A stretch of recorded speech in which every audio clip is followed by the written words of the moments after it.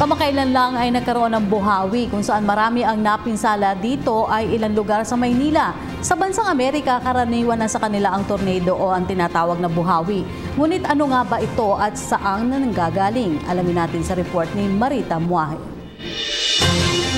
Kamakailan lang sa gitna ng tuloy-tuloy na pag-ulan, dulot nga ng habagat ay biglang nagkaroon ng isang buhawi o tornado sa ilang bahagi ng Maynila na ikinabigla ng marami. Ano nga ba ang tornado o buhawi o ipo-ipo?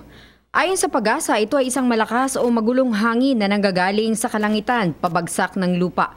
Sa sobrang lakas nito ay maaari itong maging mapanira sa mga dadaanan nitong lugar. Ang lakas ay maaaring umabot mula 200 hanggang 300 kilowatt per hour o mas malakas pa. Bihirang dumaan ang buhawi sa ating bansa, hindi katulad sa Amerika na tila ba normal na lamang ang mga malalakas na ipo-ipo. Ayon sa Pag-asa, ito ay dahil sa malapit sa equator ang Pilipinas. Ibig sabihin nito ay napapanatili ang temperatura sa ating bansa. Ang average temperature natin ay mula 31 hanggang 33 degrees Celsius. Ayon kay Hener Kitlong, Pag-asa weather forecaster, karamihan sa bansang nagkakaroon ng tornado ay yung masyadong malaki ang variation ng temperatura.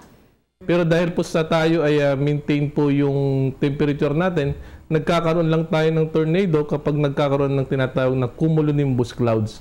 Ito yung thunderstorm clouds.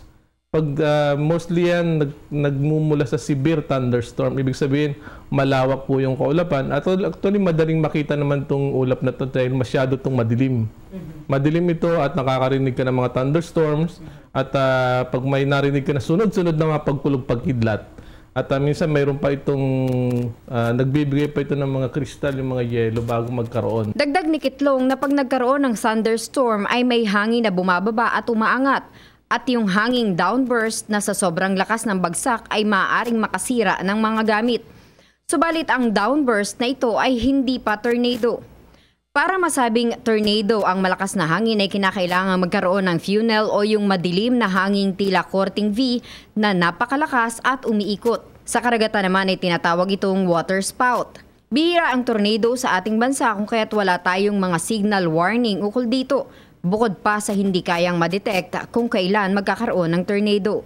Paliwanag naman ni Kitlong sa maaaring dahilan ng buhawi na naranasan kamakailan. Ang unang-una ang tornado, gaya nabanggit ko, nagmumula yan sa kaulapan, sa cumulonimbus clouds. Ang LPA, nagbubuo yan ng mga kaulapan at samahan mo pa ng southwest monsoon kung saan mabilis yung paggalaw ng ulap.